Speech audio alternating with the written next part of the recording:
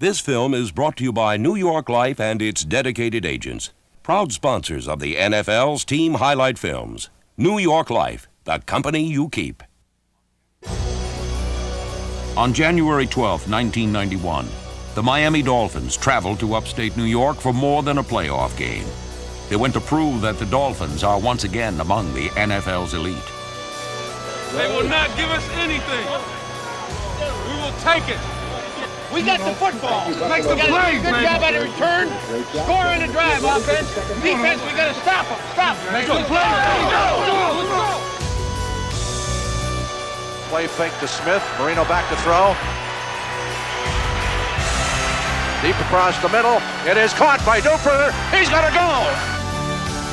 Truer words were never spoken, but the Dolphins didn't stop there, as the Dan Marino-led offense riddled the vaunted Bills defense all day long.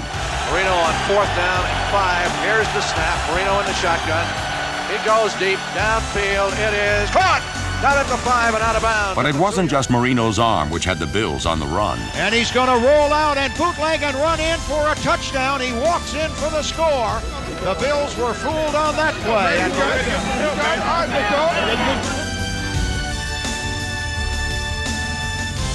It seemed unbelievable, but the team which was supposed to play like a fish out of water was instead pulling rabbits out of hats by pulling out all the stops. Marino will play fake it, throws it in the end zone. Touchdown to Roy Foster. Guard Roy Foster's first career catch was good for a touchdown, but even better, it narrowed Miami's deficit to a mere 3 points.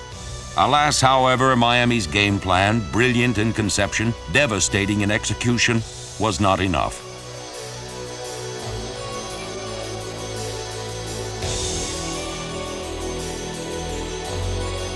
The defeat was not easy. It was also not without honor. But perhaps it was more a beginning than an end, heralding what may be another golden age of Dolphin football. Certainly, the elements of a champion have been assembled. For potent passes have been joined by a frequently devastating, always opportunistic defense.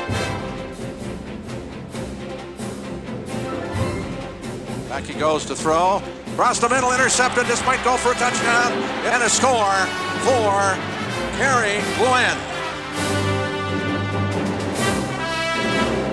Young stars rising to new heights, coupled with the unmatched acumen of Don Shula, the winningest active coach in the NFL, led Miami to 13 wins and 2 playoff games in 1990.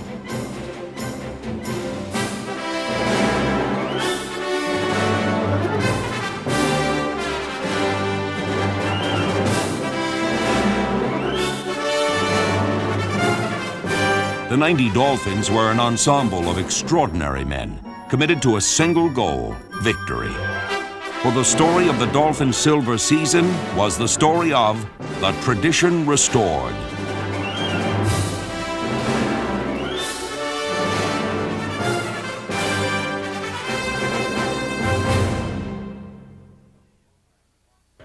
Picking up a program at Foxborough Stadium might have been a good idea, as the Dolphins opened the season with 9 new starters. Then Miami's defense closed the door on the Patriots. Not to be outdone, some new faces on offense set out to make their marks. On the snap, deep drop, going deep, far side, man open, touchdown to Tony Martin. Still, the Dolphins trailed with under a minute to play when an old pro proved that these were a new breed of Dolphins. He looks, he throws. It is caught for a touchdown. Holy Toledo, what a grab. What a play. Was this team the real McCoy or simply wearing rose-colored glasses? The answer came in a Week 2 rout of the Buffalo Bills. In motion, here's Marino on a bootleg, runs to his left, throws a little pass. It is caught by Page. 5, 2, 1, touchdown.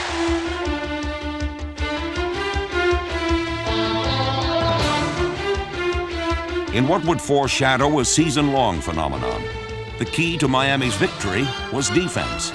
By holding the potent Bills to an anemic 7 points, the Dolphins served notice to the rest of the NFL. This defense was good and would only get better. Defensively, they take a lot of pride. We used to have the no-name defense, and now you've got a bunch of guys out there, too, that are just working hard, and they've been the #1 defense in the league a majority of the season. But they really take a lot of pride in working together to attain these kind of goals. Achievement has never been a problem for John Offerdahl, number 56. Once again, he led the Dolphins in tackles. But numbers can't begin to measure what Offerdahl's leadership and big hits mean to the Dolphins' defense.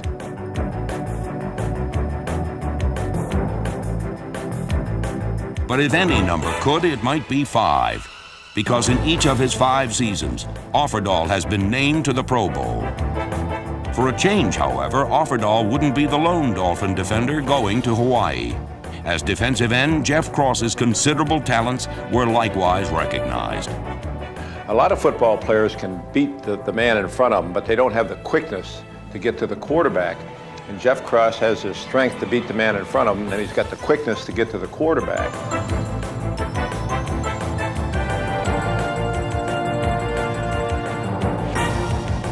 Cross coupled his cat-like quickness with dogged determination to record a team-high 11.5 sacks.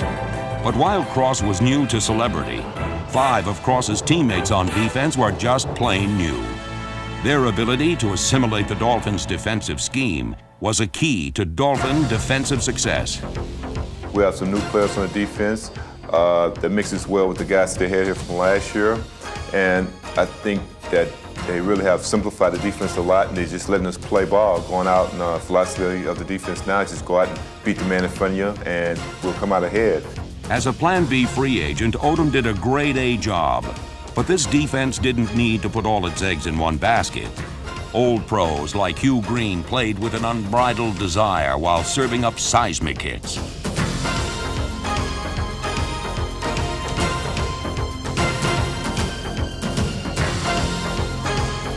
First-year starter David Griggs earned high marks at the expense of quarterbacks whom he made pay, as Miami rediscovered the joys of getting to the quarterback. Of course, sacks aren't the only weapons at a defense's disposal, a fact Louis Oliver makes very clear. He gives you the big hit in your secondary, and he also is a ball hawk. He's the guy that knows where the ball is, and he comes up with key interceptions for us.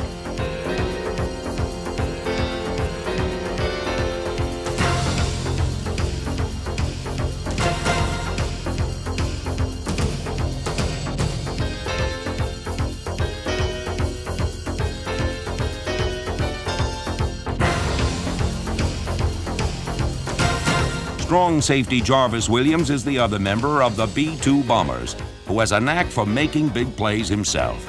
He takes the quick drop, out pattern, it'll be intercepted. This is go for a touchdown. Down to the 15, down to the 10, the 5, and the score for Dolphins, Jarvis Williams.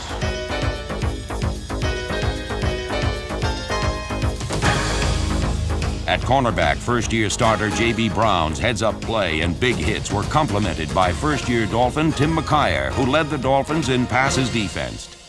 The maestro of this mayhem was defensive coordinator Tom Olivadotti. He's gone through years of turmoil and 8 and 8 and nothing better than average.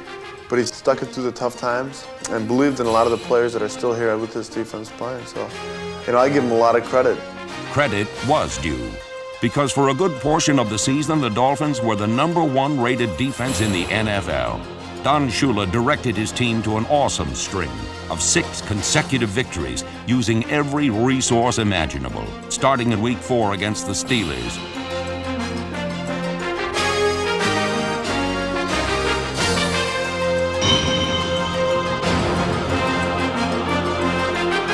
Marino back to throw under pressure. Will throw it deep. He's got a man down there. Caught. This will go. It'll go to the 15, the 10, the 5. Touchdown, Mark Duper. Here is the snap and coming after him. Kick is blocked. It's loose on the field. Picked up. Going to be run in for a touchdown by Mark Higgs. And the Dolphins score on special teams. Trudeau fumbles the football. Who's got it at the goal line? Dolphins have the football. Cliff Odom, a former Colt, falls on top of the ball. Touchdown for Miami.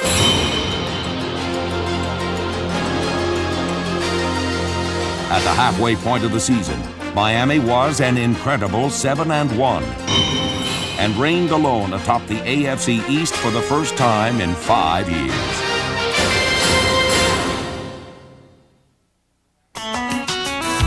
No matter how you got there or who you brought along, the place to be last season was Joe Robbie Stadium, which celebrated its 4th season by setting a new attendance record and unveiling the Dolphins Honor Roll.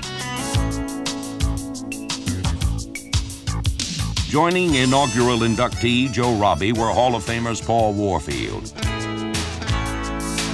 Larry Zonka, Jim Langer, and Bob Greasy. Future Hall of Famer Dan Marino didn't have the time to bask in the spotlight that Monday night against the Raiders because he was simply trying to keep the winning streak alive.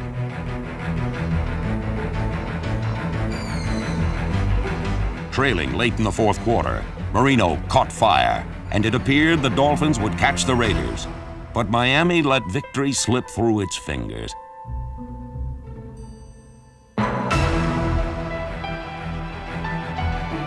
How a team responds to a loss that bitter is a good indication of how much character they've got. It was a tough one for us because we felt we should have won. It was important for us to play well against Cleveland, so we had to go out and take advantage of them right away and get on a roll and take control of the game, and we did that. The 35-yard line, Marino back to throw, going deep, he's got a man down there, touchdown! Miami's 30-13 annihilation of Cleveland proved just how tough this team was, mentally and physically. But I felt going into the year that the one thing that we had to do was become more physical. We went into the draft with the idea of getting physical people. In our first 2 draft picks, we got about 600 pounds of physical people. Richmond Webb and Keith Sims were charged with the imposing responsibility of protecting Marino's blind side. He never had to worry. The beautiful thing about it is they're young guys and they have a great attitude and they want to win, and I think that they're really not awed by anybody they're playing. They feel that they can line up and play against anybody. That confidence was well-founded as they anchored an offensive line which allowed the fewest sacks for a record 9th straight year, while Webb became the first rookie tackle ever named to the Pro Bowl. The goal was better balance offensively, and we made a commitment to doing that. 2 years ago, we drafted Sammy Smith, and that was the first part of the commitment. And then drafting Webb and Sims was the follow-up of the commitment. Sammy Smith quickly proved he was as committed to the Dolphins as they were to him by gaining a career-high 159 yards on opening day against the Patriots. But Smith didn't stop there.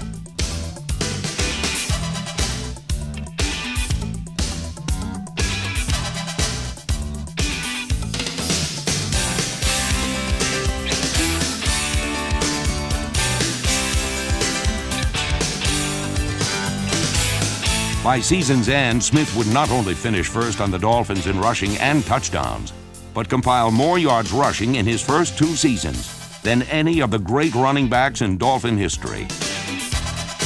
Smith has the potential to fill a page in the Miami record book. But in 1990, there was another page in the Dolphin backfield. Tony Page, a Plan B acquisition, who was at his best in the clutch near the goal line. Page's 4 touchdown receptions were second only to Mark Duper, who led the Dolphins in every receiving category and excitement.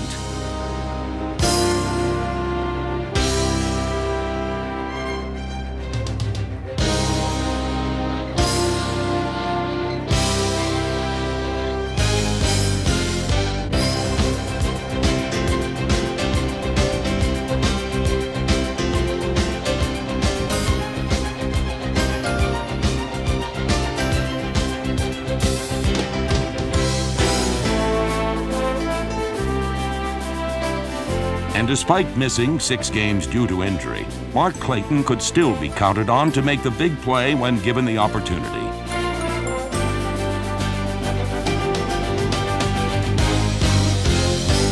While Farrell Edmonds parlayed his soft hands and opportunities into a second consecutive Pro Bowl bid.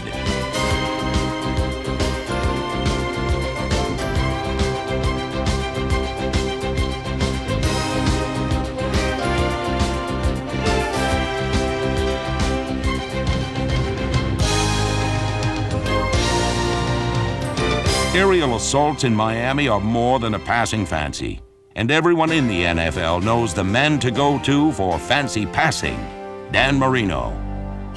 A guy that can throw it better than anybody, the drop back passer with the quickest release and the uncanny accuracy of a Dan Marino. So you've got to give him some weapons in order to make the things that he does that much more important to you. Marino's importance to the team begins with his leadership. He is the heart of the Dolphin team. The fact that Dan Marino's name appears first in the record book so often has become second nature to Dolphins fans. Among the all-time marks he set in 1990 were fewest games to reach 30,000 yards and 7 consecutive years of 3,000 or more yards.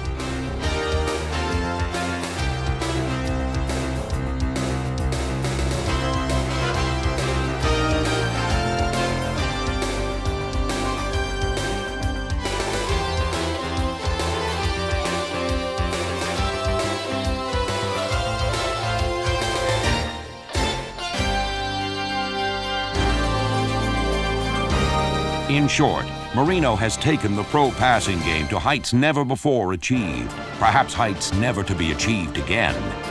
But it was in Week 14 against playoff-bound Philadelphia that Marino and a young Dolphin team took a dramatic step together.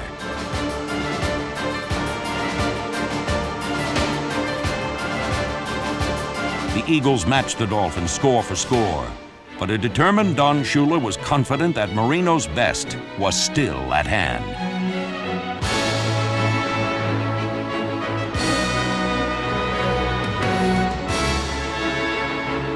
On his way to Player of the Week honors, Marino threw for 300 yards while directing Miami to 2 fourth-quarter scores to send the game to overtime. Marino back to throw. He's going to run for it. He throws. Man open. Touchdown. Mark Duper. And how much can you admire Marino? It's all him right now. For the Dolphins, it was a moment of truth. Marino had done his part. It was time for someone else to be the hero. 2:39 left to play in the overtime. If he makes it, the Dolphins win. Here's the snap. Set down. Kick is on its way. It is gone! Stoyanovich, the hero of the evening. That win did more than give Miami its 10th win. It transformed the Dolphins from a team which knew it could win to one which knew it would. The following week against Seattle, Miami combined all the elements of a champion, including a stifling defense and timely offense, into its 11th win of the year.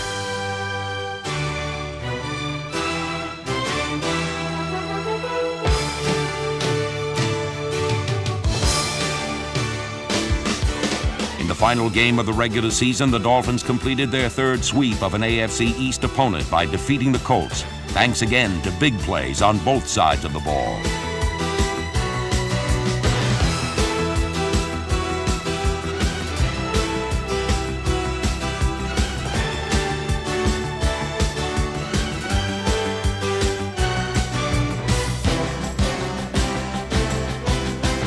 With 12 victories, Miami had increased its win total from 1989 by 50%.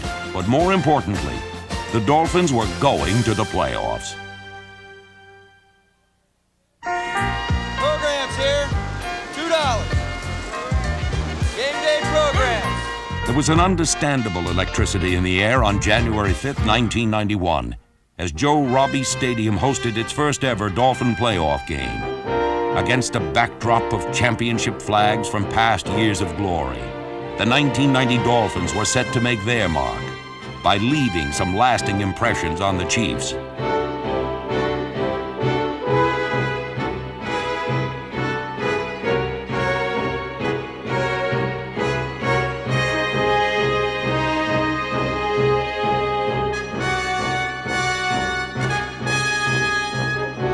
As it had all season, the Dolphin defense proved a headache to its opponents. But early on, it was the littlest Dolphin who struck the biggest blow. The hole, low snap, ball put down. The line drive kick is long enough. It is good.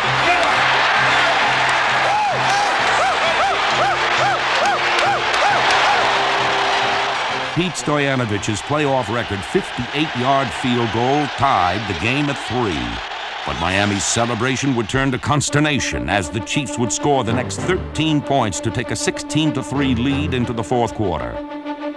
Suddenly, Miami's dream season was turning into a nightmare. The situation called for a hero. The answer came from an undaunted Dan Marino, who reminded fans that even when they can't believe their eyes, they can still believe in heroes.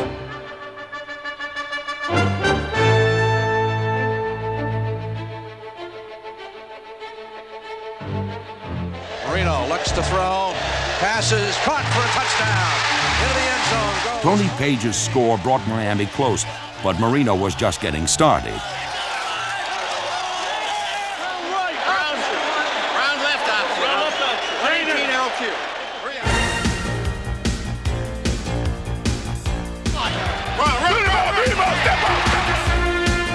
Marino back to throw, deep across the middle. It's complete to Edmonds at the 45, 50, down in through. It was Marino's 10th consecutive completion which appeared to finish the Chiefs. Marino on the snap, quick drop, goes out. It is knocked down. And caught! What a great catch over there by Clayton. He took it right off the hands of the defensive back. But Clayton came back for the ball and got it and held on to it and went into the end zone for the touchdown.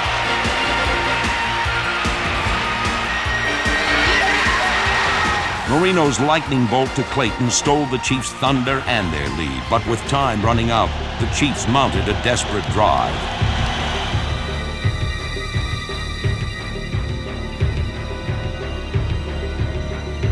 Christian Okoye's rumble put the Chiefs well within Nick Lowry's range, but a holding call brought the ball back, setting the stage for the season's most dramatic moment.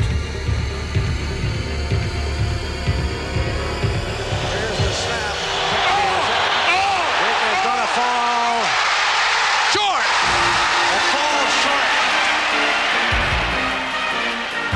Miami's final victory of its silver anniversary season was also its finest, proving that the Dolphins have regained the right to be included in a very short list of the NFL's elite teams.